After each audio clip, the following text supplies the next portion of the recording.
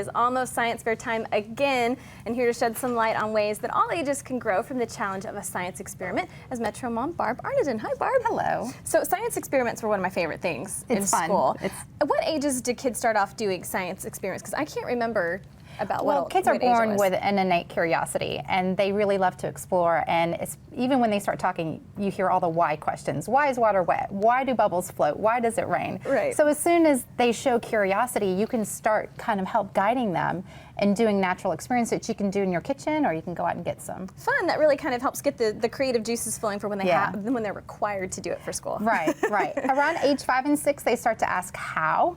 And then when they get a little bit older into 8, 9, 10, 11, they start to really observe. They become aware of the world around them, and then they want to learn about cause and effect. So each stage is a little bit different. Nice. So you've got 2 little experiments that you can show us how to do at home. These are really fun, and they're very easy to do with things that you have at home. First is a volcano. I've got this stripped down a little bit for demo, but this is just an empty water bottle. I've got some warm water in it. And you can actually find a recipe for dough, Play-Doh, and mold that around this bottle to actually make the volcano part. Okay. You add your baking soda there, and just kind of make sure that goes in. Nice. And you said that was just warm water? That was warm water. Okay. Add a little bit of dish detergent to it. Nice. Now, vinegar. And if you want to add some color to it, this is just red food coloring. And maybe wear a smock or something, Maybe right? wear a smock. I've kind of tried to protect the table and just start pouring the vinegar. I'm going to go real slow. Okay. For these, you don't have to stand by that. Are you sure? Okay. You're making me nervous. And there you go. You can see the effect. Now, cool. I'm not going to go too far with that, but the soap gives it the bubbles. The food coloring gives it some of the color there. And then the baking soda reacts with the vinegar. How neat. So it's a good chance to talk to them about the way chemicals react with each other, a little basic chemistry lesson. Right, some cause and effect there. That's probably not going to say. How neat. Another one that's a lot of fun, and even young kids can do, because these are all very safe materials. This is called cream art. And this is heavy whipping cream, which, as you know, has a very high fat content. Now, you let them have a lot of fun with some food coloring, just a few drops, wherever they want to put them.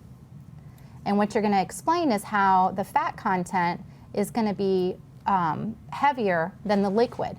And when you add something that breaks down fat, such as dish detergent, it makes the fat break down, look at that, and move through the liquid part. Can you see that? Yeah, it just disperses the food coloring. So they can have a lot of fun with that.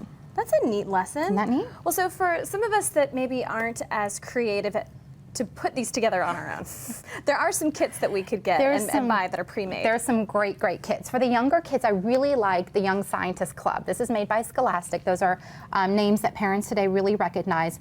For example, this one is called Dig for Real Fossils, and it does have real fossils in it, but it comes with a magnifying glass and this block here and tools to chisel through it. Ooh, and they're cool. going to find actual real fossils in here, shark teeth and rocks and things like that. These all come with learning guides. The larger kits come with multiple experiments. So it's like a science class, a semester's worth of science classes in a box. So if you're on spring break, that might be a good thing to buy because you've got experiments that you could do all week long. And for the older kids, I love Smithsonian products. Now these are actually made by NSI International, and they are made with Smithsonian scientists. So they write educational guides to go with them. This one has 6 different experiments. It's called the Mega Science Lab. They have microscopes with everything you need to make your own slides or pre-made slides. Again, a lot of fun, a lot of education, and something that parents can work with the kids.